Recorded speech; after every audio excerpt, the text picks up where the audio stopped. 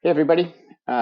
So last week we were talking about amps and volts and ohms and the relationship between those two. What I'd like to do today is to go over that in a little bit more detail. We did some calculations and were able to figure out, be able to calculate how many ohms if you knew what the amps and the volts were, and using Ohm's law, able to produce that. So now let's do a little bit of a test. We're going to use TinkerCad for this. So I know that Engineering One group, you guys already have TinkerCAD accounts. If you're in Engineering Two, you can pause this video and go to tinkercad.com, sign in using your Google account, your cusd.me account, and that will get you logged in. All right, so what I want to do to begin with is just kind of go over a few things to begin with. So nice little title page there. So let's first talk a little bit about an ammeter. And this is really measuring current, measuring the flow of electrons through a given circuit.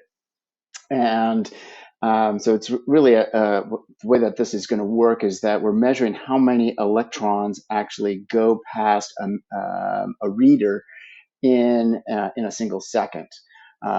And so it's really important in this case to measure that, to have that meter in series, meaning that there's only one way for the electrons to flow through that particular circuit, that um, they can't bypass, they can't try to get around that, but they have to go through.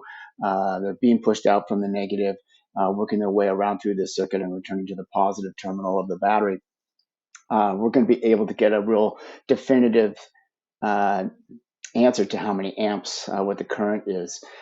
The reason why it's important to do this in series rather than in parallel is that, again, electrons want to return back to their source as quickly as possible, and they're going to take the path of least resistance, which is a water metaphor, but it definitely works here in electricity as well. If we had another wire that went to this terminal of the battery, I'm sorry, of the light bulb, and a terminal from the positive end of our meter back to this wire, that would put this in a the ammeter would be in parallel. And the problem with that is that the electrons would not go through this light bulb.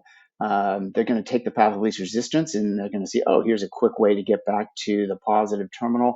And basically, this light bulb will not turn on if we were to wire things up in that circumstance. So in order to get a positive reading, what we want to do is make sure that it is wired, that the ammeter is wired up in series, basically meaning in line with the rest of the bit, and then get rid of that for you. So if we were able to do that, we're going to be able to see what the correct value is of how many amps are going to be in that given circuit. So what about volts? Is that the same way? Well, a voltmeter, what a voltmeter is really doing, volts is potential energy, and it's really how much force is there in a given circuit. If you're on the robotics team, then hey, we test batteries constantly to find out what is the voltage of that of a given battery. And what we want to know is what's the difference in the push uh, of one terminal versus another. And so by doing that, we're really seeing what that difference is. So there's no push at all from the positive. There's, in this case, 12.6 volts being pushed out from the negative terminal. If we were to switch those wires, then we would have 0 from the negative and 12.6 from that. So 0 minus 12.6 it'd be a negative value. So it's really just measuring the difference in voltage between 2 points. And as a result of that, um, that's exactly what I just said. So unlike um, unlike amps where we're doing that in series, we don't do that when we're measuring voltage. When we're measuring voltage, we're going to make sure that it is done in parallel, and that is going to show us what the difference is between one side and the other. And we'll be able to get a difference in pressure, and electrical pressure, and that therefore we'll get a reading in terms of the number of volts that are in a given circuit. So the same thing exists here. So here, this is in parallel. The electrons can flow through this particular circuit, but they could also go this way. And so by doing it here, we're able to measure the difference between these two, and we're finding out what is the voltage at that particular point. Here it's a light bulb, but we could put anything in there. So if you wanted to see how much current is how many volts is a motor taking, we could test that as well. We'll do that in TinkerCAD in just a second. And that's pretty much the same information there, right? So we're just measuring the difference between 2 points in a circuit, and that's going to tell us what the volts are. All right. So there's a worksheet that is on our schedule. I also put it on both of the Moodle pages for you. And it's just a Google Doc. And what I'd like you to do is to go to TinkerCAD, sign in, and so here's that document. And I just want to walk through a little bit of what you should be doing here. So we're just going to take different readings and thinking about, does that make sense? Is that the right answer? And a little bit about why we're getting the results that we are under different circumstances, depending on how we're going to be wiring things up. So what you're going to want to do is go to the TinkerCAD and sign in. I'll back up a little bit here. Excuse me for doing this. Just to, I know the Engineering 2 folks haven't done this before. So when you go to TinkerCAD, you'll, again, sign in using your CUSD.me account. You can CAD some stuff if you are so inclined, pretty simply, and that. But they also have circuits, and so we're gonna be playing around with that. All right, and so you'll create a new circuit. Not sure why I'm doing this housekeeping right now, but whatever. So here is one that I created, and we'll just show you how to set this up and a little bit about the wiring. So I've got a number of different circuits that are going. It's this one here that I really want you to try out. So from over here on all of these components, if you go to Components and choose All, you'll be able to get to all of the different elements that exist in TinkerCAD, and we'll add for this particular scenario. So the first thing that I want you to do is add these different components. Add a 9-volt battery, add 2 multimeters, and add 2 motors. And we'll just kind of play around and see what that's going to look like. So the first thing that I'm asking you to do is let's just see and test what is the data here for just if we were to wire up a single battery. Well, it's got a big 9V, so it sure as heck better be 9 volts, right? It's important too to wire up from these leads correctly. And I need to zoom in here a little bit.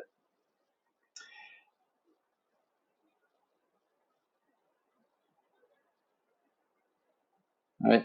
Again, remember that the actual flow of electrons is actually going from the negative to the positive. And if you think about it, opposites attract.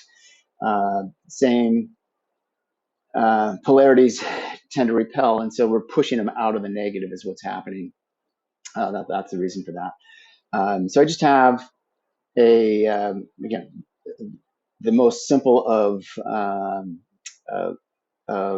circuits going here. So if we start that simulation, we can see, oh, there's 6 amps that are being pushed through this. The voltage is 9. The resistance right now, we're going to get an error. That's because there isn't anything else that's happening, and we have a divide by zero problem happening. Again, the volts, they do show up as 9 volts, and the amps, they go down um, uh, to 6, all right? And so 6 volts, that's a fair number that are happening there.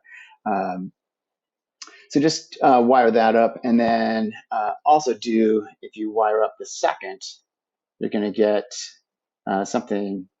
You have to stop the simulation, by the way, to do more wiring. So you can't wire while the simulation is running. So I'm going to do the same thing. Here's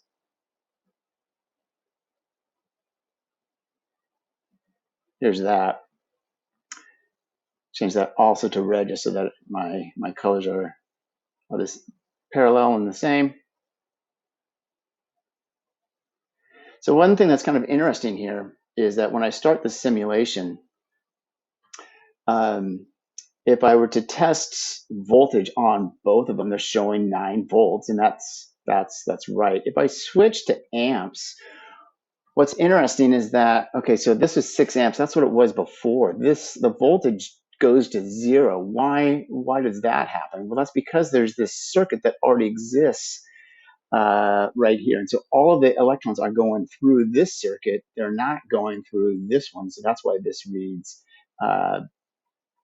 0 volts. If I switch it back now, it's saying, okay, there's an equal push of 9 volts. Again, I can switch it and the exact same thing happens. All right. So basically what I've done is I've short circuited my loop by having these two guys in play here. So that's one thing that I wanted you to just kind of note and think about. There's a couple of questions for step 1 that's going to be on that. So the next thing that we're going to do is we're going to have, we can take the wiring out for this second guy. We will be measuring the voltage. We're going to start with the amperage. So this is basically going to be a ammeter. I think you have to be in the simulation for that to happen. And now what I want to do is I want to wire this up as a in series, and so it's not going to go. So the negative is going to come in here first. That's right. And I provided on this handout a schematic drawing of what that is going to look like. All right, so I'm going to be going from the amp meter to my motor, from the motor back to the positive lead of the battery. So the wiring schematic is on this Google Doc for you. So what I'm going to do is break that wire out. It's, again, the electrons are going in through the negative and out through the positive. So I'm going to go to the positive. That's going to have this spinning in a clockwise direction. And then I'm going to go from the negative terminal back here. This one is going to be a red wire.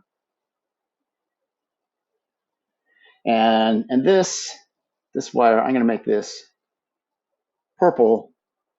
Why purple? Because it's coming. It should be black, but I already have a black going in there, so I'm just differentiating that. So it's out of one but into the other is what's going on there.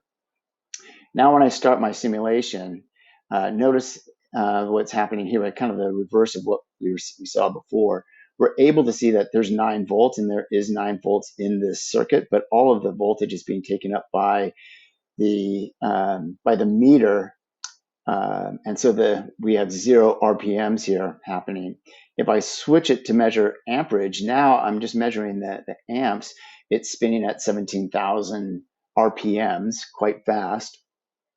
And notice what the amperage is. All right, so before we were at 6 amps. That's a fair amount. That will give you a shock. We're now into milliamps. So 140 milliamps, 0.14 amps is what we're looking at. So the milliamps, it drops, and it's really because how much current is required by this motor. It's only going to take what it is required. It's not going to push all of them out if it doesn't have to. So that's one thing that's kind of interesting about amperage, is that we're able to see how much does this motor take. Well, it's running free and clear right now.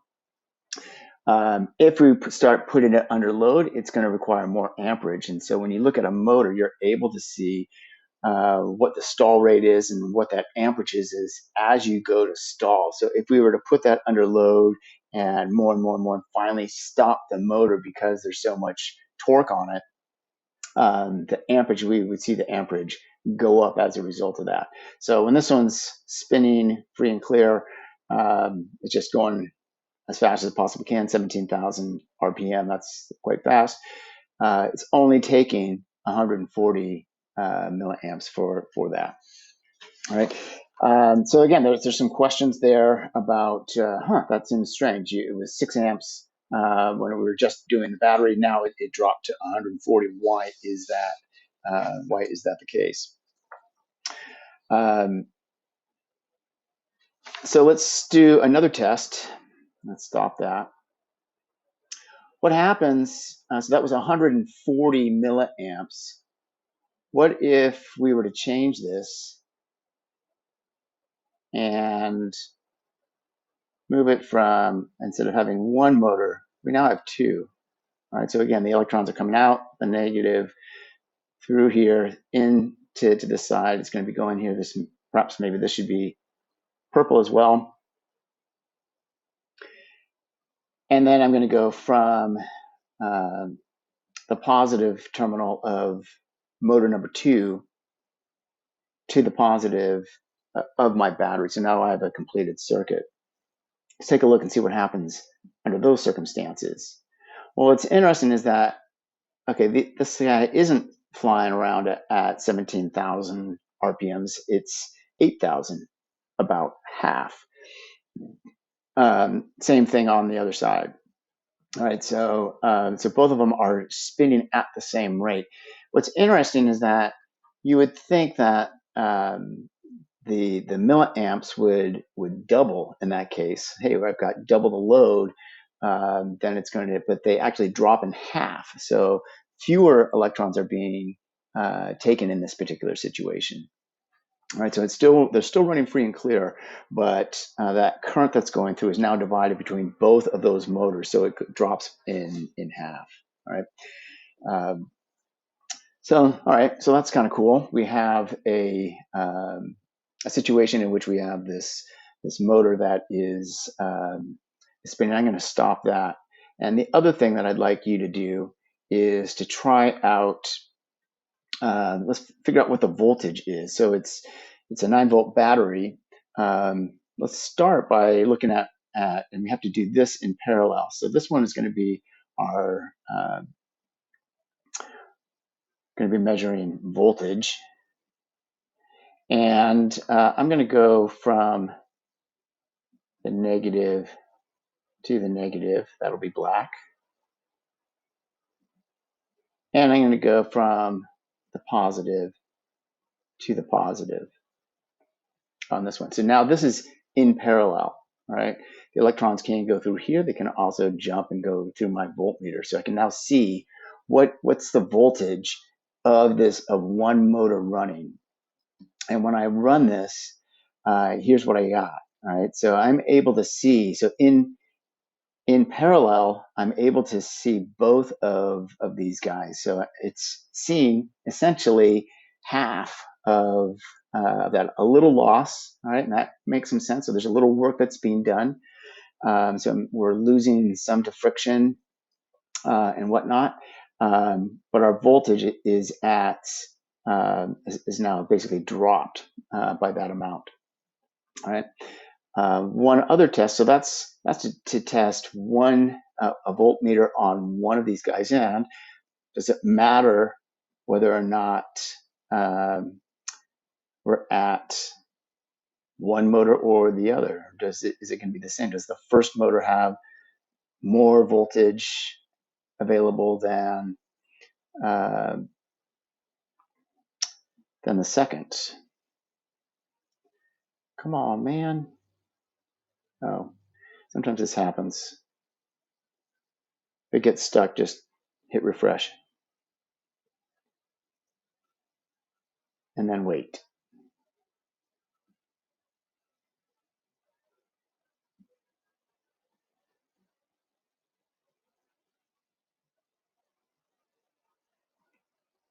All right. So,